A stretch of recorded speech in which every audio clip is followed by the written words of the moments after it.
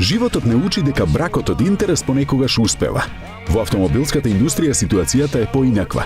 Таму сите бракови се склопуваат поради чист интерес и како по непишано правило секогаш успеваат. Како и во секое правило постојат исклучоци, но децата од тие бракови добро напредуваат низ животот. Outlander е докажан припадник на семејството спортско корисни возила. Ова е неговата втора генерација која има задача да направи нова распределба на пазарот. Изгледот на Outlander представува еволуција. Каросеријата ја задржа формата на извишен караван, но благодарение на интервенциите на светлосните групи и сврлените лакови над тркалата, сега изгледот е далеку помускулозен. Спортскиот изглед го потенцираат алуминиумските елементи кои ги има насекаде. На надворешноста тие се забележливи на маската на ладилникот, на праговите и отворачите на вратите, додека во интериерот лесните метали се употребени на инструмент таблата, управувачот и централната конзола.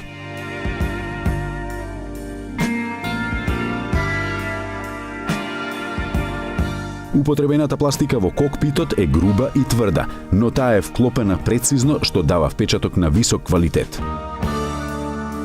Со вкупна должина од 467 см, Outlander нуди доволно простор за 5 патници. Багажниот простор располага со капацитет од 514 литри и варира во зависност од распоредот на седиштата. Помодарските дополнителни 2 седишта сместени во багажникот виртуелно го прават ова возило 7 сет. Сепак, тие не се удобни за седење, а на нив би можеле да се сместат само деца.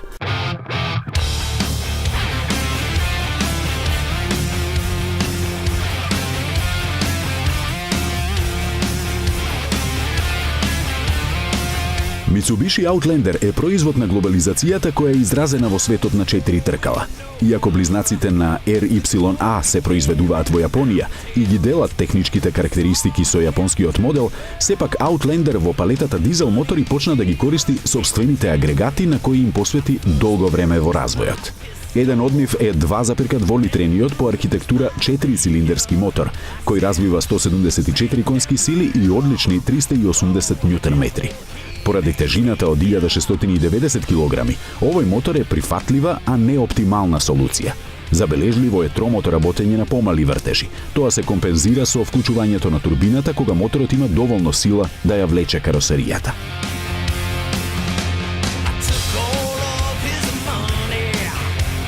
Да се одржува режимот на работа во повисоки вртежи не е проблематично за Outlander, бидејќи менувачот со 6 степени овозможува лесно и прецизно манипулирање. Во прилог на динамичноста е воланот кој е директен и доволно тврд, па Outlanderот сосема добро ги сокрива своите килограми. Тоа го потврдува податокот за забрзување. Спринтот од стоечка позиција до 100 км/ч се совладува за 9,8 секунди, а забрзувањето прекинува со крајните 197 км/ч.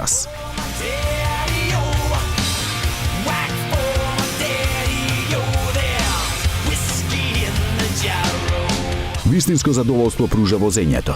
Потпирањето е спортско, дури и тврдо. Комбинацијата на Макферсон на предната оска и мултилинк на задната е докажана како делотворна во сите услови на возење. Каросеријата не се навалува на смиоци, што е заслуга на релативно ниската точка на тежиште и лесниот покрив направен од алуминиум. Преносот на силата се одвива на предните тркала, но со свртување на прекинувачот во погонот се вклучува и задната оска.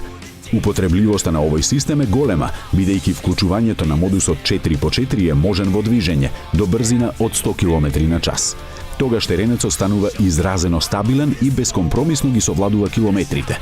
Системот за распределување на силата на сите тркала има среден диференцијал, кој овозможува врвна перформанса на терен и асфалт, со варијабилно распределување на силата на предната и задната оска. Постои и можност за блокирање на средишниот диференцијал за извлекување од тешки ситуации. Во пракса, сето ова работи безпрекорно и вон асфалтот. Тогаш се гледаат сите предности на Outlander, а единствена забелешка е премногу тврдото подпирање, кое би требало да биде за нијанса поудобно.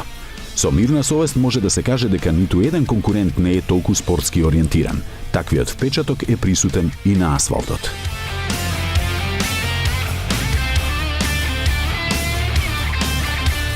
Тестираниот Mitsubishi Outlander чини 30.000 евра до регистрација, цена која во потполност е оправдана. Просечната потрошувачка од 9,3 литри и сосема задоволителните динамички карактеристики се вклопуваат во желбите и потребите на купувачите ориентирани кон овој тип возила.